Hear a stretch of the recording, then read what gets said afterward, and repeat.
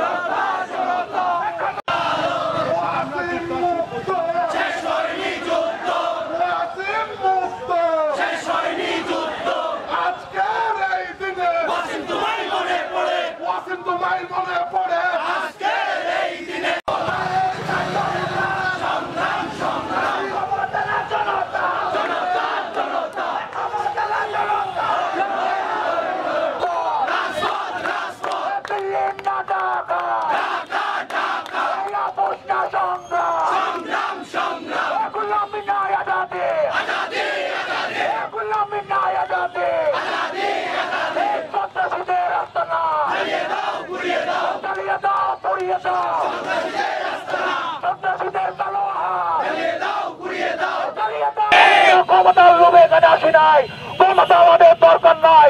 আমরা বিপ্লব চাই, আমরা অন্যায়ের বিরুদ্ধে সংগ্রাম চাই, এবং যতদিন পর্যন্ত বেঁচে আছে এই অন্যায়ের বিরুদ্ধে সংগ্রাম, বাংলাদেশের বিপ্লব চলমান থাকবে। তোমায় মনে পড়ে আজকের এই দিনে, আজকের এই দিনে তোমায় মনে পড়ে হামলা কেন? প্রশাসন জবাব চাই, প্রশাসন জবাব চাই।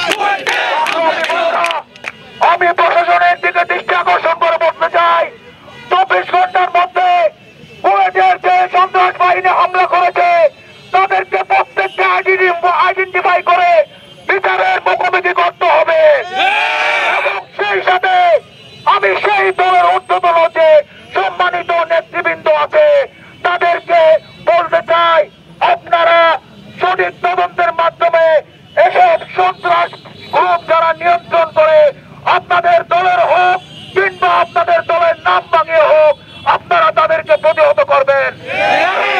ওরা টাকা মানে আপনাদের দলের অস্তিত্বের জন্য হুমকি, ওরা টাকা মানে আপনাদের দলের আদর্শের জন্য হুমকি, ওরা টাকা মানে আপনাদের দলের যে অভ্যুত্থানের স্পিরিট, আপনাদের যে ন্যায়ের প্রতীক যে জিয়াউর রহমানের যে আদর্শ আপনারা লালন করেন বলে বলেন, সেই আদর্শে দাগ লাগানোর জন্য এসব সন্ত্রাসীরাই যথেষ্ট। আপনাদের উচিত যেখানে যেভাবে যতক্ষণে এই সন্ত্রাসীরা আপনাদের দলের নাম ভাঙিয়ে কিংবা আপনাদের দলে এসব সন্ত্রাসীরা ঢুকে মানুষকে দেখায় যায় বলবে, যেখানে যেখানে চাঁদাবাজি করবে তাদেরকে আপনারা প্রতিহত করুন। বাংলাদেশের ছাত্র জনতা আপনাদের সাথে থাকবে বলে আমি আশা রাখছি। আমাদের সাধারণ ছাত্ররা কিভাবে দাঁড়িয়েছে, আপনারা ছাত্রদের সাথে পাঙ্গা নেবেন না। ছাত্ররা যদি আবার রুখে দাঁড়ায় আপনারাও পালাতে বাধ্য হবেন। ছাত্রদেরকে আপনাদের মুখোমুখি দাঁড় করাবেন না। আমরা চাই না আমাদের আবার কারো মুখোমুখি দাঁড়িয়ে আমাদের শিক্ষাঙ্গনকে পরিষ্কার করতে হোক। আমরা চাই না শিক্ষাঙ্গনে আর সন্ত্রাস কায়েম হোক।